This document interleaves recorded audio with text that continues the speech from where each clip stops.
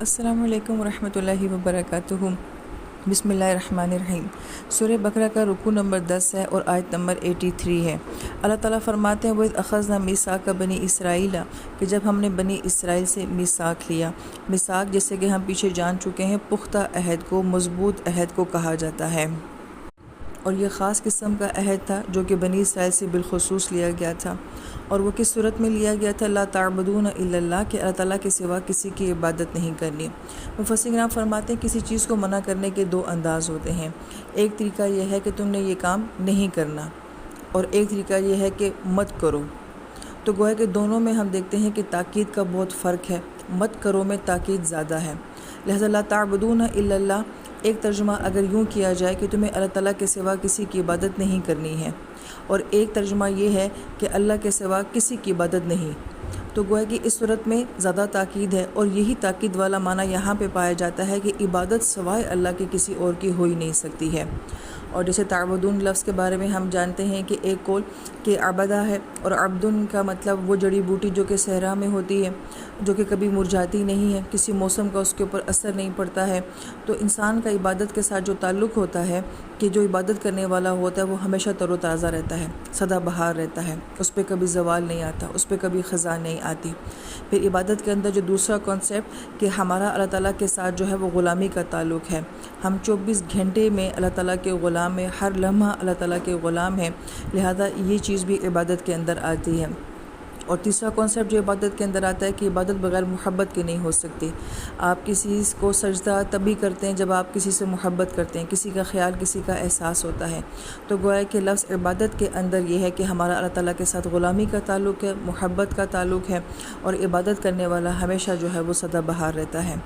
اور پھر اس کے بعد اللہ پاک فرماتے وبالوالدین احسانا، اور والدین کے ساتھ جو ہے وہ احسان کرنا ہے۔ پہلی تو غور طلب بات یہی ہے کہ اللہ تعالیٰ نے اپنی ذات کے بعد پھر والدین کا ذکر فرمایا ہے۔ یہی والدین کے لیے بہت بڑا اعزاز ہے کہ اللہ پاک نے جہاں اپنی عبادت کا ذکر کیا، جہاں اپنے ذات کے ساتھ شرک کی نفی کا ذکر کیا، اور اس کے ساتھ ہی والدین کے ساتھ جو ہے وہ حقوق کا ذکر کر دیا۔ اور اس کی وجہ جو مفسرین بیان فرماتے ہیں کہ اللہ تعالیٰ کی ذات کے ساتھ جو ہے وہ والدین کا ذکر کرنا اس لیے ہے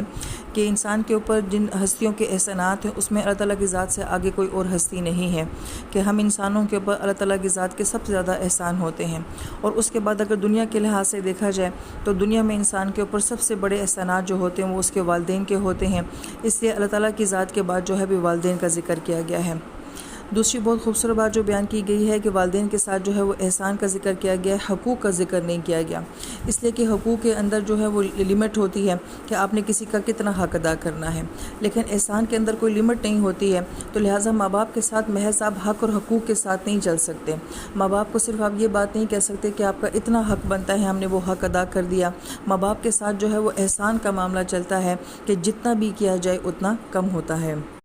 پھر ماں باپ کے بارے میں ایک اور بہت ہی اہم بات جو بیان کی جاتی ہے وہ یہ کہ پورے قرآن پاک میں کہیں بھی ماں باپ کو نہیں کہا جاتا کہ آپ نے اولاد کے ساتھ محبت کرنی ہے یا احسان کا معاملہ کرنا ہے۔ حدیث مبارکہ میں اگرچہ اولاد کے بہت سارے حقوق بیان کیے گئے ہیں، مگر جو محبت اور احسان کا معاملہ ہے وہ کہیں پہ بھی ماں باپ کو نہیں کہا گیا۔ اس کی وجہ بہت خوبصورت جو بیان کی جاتی ہے کہ ماں باپ کی فطرت کے اندر ہوتا ہے کہ وہ اولاد سے محبت کرتی ہے۔ اللہ تعالیٰ نے ان کے اندر یہ بات فیڈ کر دی ہے کہ وہ اولاد سے محبت کرتے ہیں، لیکن اولاد کی فطرت میں یہ بات موجود نہیں ہوتی ہے کہ وہ ماں باپ سے محبت کریں۔ اولاد کو جو ہے وہ غرض ہوتی ہے، وہ اپنے ماں باپ سے جو ہے بہت سارے فوائد حاصل کرتے ہیں، لیکن ایک وقت ایسا آتا ہے کہ پھر وہ اولادیں اپنی اولادوں میں مشغول ہو جاتی ہیں، اپنے مقاصد، اپنے خواب پورے کرنے میں مشغول ہو جاتی ہیں، لہٰذا ان کی فطرت میں، ان کی جبلت میں یہ بات نہیں ہے کہ ماں باپ کے ساتھ محبت کرنی ہے۔ اس لیے بار بار جو تاکید کی جاتی ہے وہ اولاد کو کی جاتی ہے کہ تم نے محبتوں کے حق ادا کرنے ہیں، تم نے جو ہے وہ احسان کے معاملے کرنے ہیں، اور ماں باپ کو یہ بات کہنے کی ضرورت ہی نہیں پڑتی ہے۔ پھر اس کے بعد آیت مبارکہ میں جو ہے وہ ذی القربیٰ کا لفظ آتا ہے، تو بعض مفسرین کرام نے تو یہ بیان فرمایا کہ ماں باپ جو ہوتے ہیں وہ آپ کی فیملی کا ایک حصہ ہوتے ہیں، انسان چاہے نہ چاہے اپنے ماں باپ کے ساتھ اس کو بہرحال تعلق رکھنا ہی پڑتا ہے۔ لیکن عموماً جو رشتے اگنور ہو جاتے ہیں وہ ذوی القربہ میں سے ہوتے ہیں۔ تو گویا کہ ماں باپ کے بعد پھر کس کا مقام آتا ہے؟ تو گویا کہ اس آیت مبارکہ میں تعلقات رکھنے کی جو ترتیب ہے کہ ہم پہ کن کن کے حقوق، کن کن کی ذمہ داریاں بنتی ہیں، اللہ پاک نے وہ ترتیب ہمیں بتا دی ہے کہ تم نے اپنی زندگی میں رشتوں کو چلانا کس طریقے سے ہے۔ تو سب سے پہلے اللہ تعالیٰ کی ذات کا حق بنتا ہے، پھر ماں باپ کا حق بنتا ہے، پھر اس کے بعد ذوی القربہ کا لفظ آتا ہے۔ ذوی القربہ میں پھر جو ہے آپ کے بہن بھائی شامل ہو جاتے ہیں، آپ کی اولادیں شامل ہو جاتی ہیں، آپ کے قریبی رشتہ دار جو ہیں وہ سب شامل ہو جاتے ہیں۔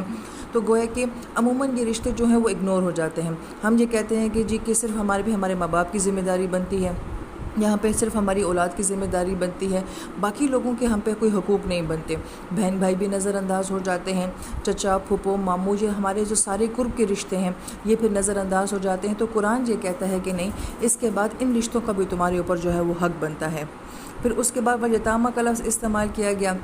کیونکہ یتیم وہ ہوتا ہے کہ جو کہ محروم طبقہ ہوتا ہے، جس کے ماں باپ نہیں ہوتے، تو انہیں عموماً رشتوں میں جذبات میں جو ہے وہ کوئی خاص اہمیت نہیں دی جاتی ہے۔ تو اس کے بعد اس محروم طبقے کو کہا گیا کہ اگر ماں باپ کے بعد اور اپنے ذوی القربہ کے بعد اگر تمہاری محبتوں کا، تمہارے مال کا، تمہارے احسان کا کوئی مستحق ہے تو وہ یتیم طبقہ ہوتا ہے، اور اس میں بھی پہلے آپ کے اپنے خاندان کے یتیم ہوتے ہیں، اور پھر اس کے بعد حلقہ احباب میں جیسے جیسے دور دور رشتے ہوتے چلے جاتے ہیں پھر ان کے حقوق آتے ہیں۔ پھر اس کے بعد مساکین کا لفظ فرمایا۔ یہ جو مساکین کا لفظ ہے یہ اللہ پاک کی اتنی شان کریمی ہے کہ اللہ پاک نے کس کس طبقے کو جو ہے قرآن پاک میں ہائی لائٹ نہیں کیا ہوا ہے۔ لہٰذا ماں باپ آپ کے اپنی ذمہ داری ہوتے ہیں، ذوی القربہ سے بھی ہمارا بہرحال تعلق ہوتا ہے، یتیم کے اوپر بھی ہمیں ترس آ جاتا ہے کیونکہ اس کے ماں باپ نہیں ہوتے ہیں، مگر مسکین جو ہوتا ہے وہ عین ممکن ہے کہ وہ دیکھنے میں مسکین لگے ہی نہ، ہو سکتا ہے کہ وہ دیکھنے میں امیر لگ رہا ہو، اس کے حالات بظاہر جو ہیں وہ ٹھیک لگ رہے ہوں، مگر اندر سے اس کے حالات خراب ہیں، کیونکہ مساکین لفظ جو ہے وہ سکن سے ہے، اور سکن کا مطلب ہوتا ہے جیسے کہ ساکن کہا جاتا ہے کسی چیز کا رک جانا، سٹک ہو جانا۔ تو بعض اوقات انسان ایسا ہوتا ہے کہ اپنی زندگی میں بہت اچھا چل رہا ہوتا ہے، لیکن کوئی حالات ایسے آ جاتے ہیں کہ جس کی وجہ سے وہ سٹک ہو جاتا ہے، رک جاتا ہے، تو لوگ تو اس کو سمجھ رہے ہوتے ہیں کہ یہ تو اچھا کھاتا پیتا انسان ہے، اس کے حالات تو بالکل ٹھیک ہیں، اس کے پاس تو گھر بھی ہے، اس کے پاس تو گاڑی بھی ہے، اس کی تو اچھی خاصی نوکری بھی ہے، لیکن کوئی نہیں جانتا کہ وہ اندر اپنی کس مجبوری کی وجہ سے کسی وجہ سے سٹاپ ہو گیا ہے، سکن ہو گیا ہے۔ اب وہ کسی کو کہہ بھی نہیں سکتا، کسی سے مانگ بھی نہیں سکتا، ظاہری بات ہے لوگ اسے کہیں گے آپ کو کس چیز کی کمی ہے۔ اب اتنا محروم طبقہ یا اس مشکل میں گرفتار کوئی انسان اگر ہے تو اللہ تعالیٰ نے کس طریقے سے اس انسان کو بھی جو ہے اس لفظ میں جو ہے وہ ہائی لائٹ کیا ہے کہ بعض اوقات لوگ مجبور نظر نہیں آتے مگر وہ مجبور ہوتے ہیں، بظاہر ان کے حالات اچھے ہوتے ہیں مگر اندر سے وہ کسی چیز کے لیے گھٹ رہے ہوتے ہیں، تو ایسے طبقے کو بھی جو ہے وہ تم نے دینا ہے۔ اور پھر ظاہری بات ہے اس میں اگر دیکھا جائے جیسے کووڈ میں سچویشن آ گئی تھی، ایک انسان جو ہے وہ اگر لکڑی کا کام کرتا ہے، ساری اس کی ہاتھ کی فنکاری ہے اور اس کا ہاتھ زخمی ہو جائے، اگر ایک بندہ ٹیکسی چلاتا ہے اس کی ٹیکسی جو چوری ہو جائے، اگر ایک انسان کے پاس سارا کام اس کی آنکھوں کا ہے، اس کی بینائی اگر چلی جائے، تو ایک انسان اچھا خاصا چلتے چلتے اپنے فن، اپنے ہنر، ابھی کسی بھی ذریعہ مار سے جو ہے وہ زندگی میں چل رہا تھا مگر وہ کسی وجہ سے رک گیا ہے، سٹک ہو گیا ہے، بیماری آ جاتی ہے اور بیماری آپ سے آپ کا سب کچھ لے جاتی ہے، تو یہ وہ لوگ ہوتے ہیں جو کہ مساکین ہوتے ہیں، کسی وجہ سے اپنی زندگی میں رک جاتے ہیں، تو ایسے طبقے کو بھی اللہ پاک فرماتے ہیں کہ تمہارے اوپر اس طبقے کے بھی جو ہیں وہ حقوق آتے ہیں۔ پھر آیت مبارکہ میں وقولوا للناس حسنا کہا گیا کہ لوگوں کے ساتھ جو ہے وہ خوبصورتی کے ساتھ بات کرنی ہے، تو آیت مبارکہ پہ اگر غور کیا جائے تو پہلے پریکٹیکل عمل کرنے کا کہا گیا ہے کہ باقی سب رشتہ داروں کے ساتھ کیسا کرنا ہے، لیکن اگر آپ پریکٹیکل طور پہ کوئی کچھ نہیں کر سکتے تو کم سے کم آپ کے بات کرنے کا انداز جو ہے وہ اچھا ہونا چاہیے۔ حسنہ کے بارے میں مفسر کرام کا ایک قول تو یہ ملتا ہے کہ یہاں پہ اگر یہ مفعول بن رہا ہے تو پھر تو سیدھی سی بات کی گئی ہے کہ تمہیں اچھی بات کہنی چاہیے، خوبصورت بات کہنی چاہیے، لیکن ایک قول یہ ہے کہ حسن یہاں پہ حال بن رہا ہے، تو حال میں یہ معنی ہوتا ہے کہ جو بات تم کہہ رہے ہو وہ کس کیفیت کے ساتھ کہہ رہے ہو، کس انداز کے ساتھ کہہ رہے ہو۔ یہ بہت ہی خوبصورت معنی جو یہاں پہ بیان کیا جاتا ہے کہ صرف نیکی کرنی نہیں ہوتی ہے بلکہ نیکی کو کرنے کا انداز بھی بہت میٹر کرتا ہے، کہ اللہ تعالیٰ دیکھ رہے ہوتے ہیں کہ کون سا بندہ کس نیکی کو کس انداز کے ساتھ کر رہا ہے، تو اگر بات کرنی ہے تو کس خوبصورت انداز سے کی جا رہی ہے، اگر کوئی نیکی کرنی ہے تو وہ پھر کس انداز کے ساتھ کی جا رہی ہے، کس معیار کے ساتھ کی جا رہی ہے، یہ معنی جو ہے وہ حسنن کے اندر پایا جاتا ہے۔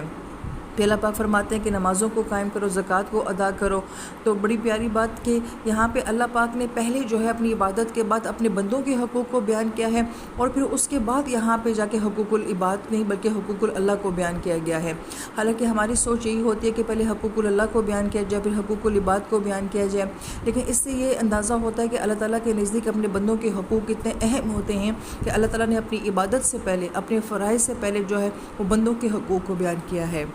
پھر آیت مبارکہ کے آخر میں کہا گیا کہ تم میں سے تھوڑے ایسے تھے کہ جنہوں نے اس بات کے اوپر عمل کیا، اور اکثر ایسے تھے کہ جو کہ اس ساری بات سے پھر گئے۔ یعنی کہ اس آیت مبارکہ میں جو ایک بیلنس طریقہ بیان کیا گیا ہے کہ کس طریقے سے حقوق العباد میں اور حقوق اللہ میں جو ہے وہ توازن قائم رکھنا ہے اور ان کو ساتھ لے کے چلنا ہے۔ تو اللہ تعالیٰ بھی یہ فرما رہے ہیں کہ کم لوگ یہ ایسے ہوتے ہیں جو اس توازن کے ساتھ اپنی زندگی کو گزار لیتے ہیں، اکثر لوگ جو ہوتے ہیں وہ اس سے اعراض کرنے والے ہوتے ہیں۔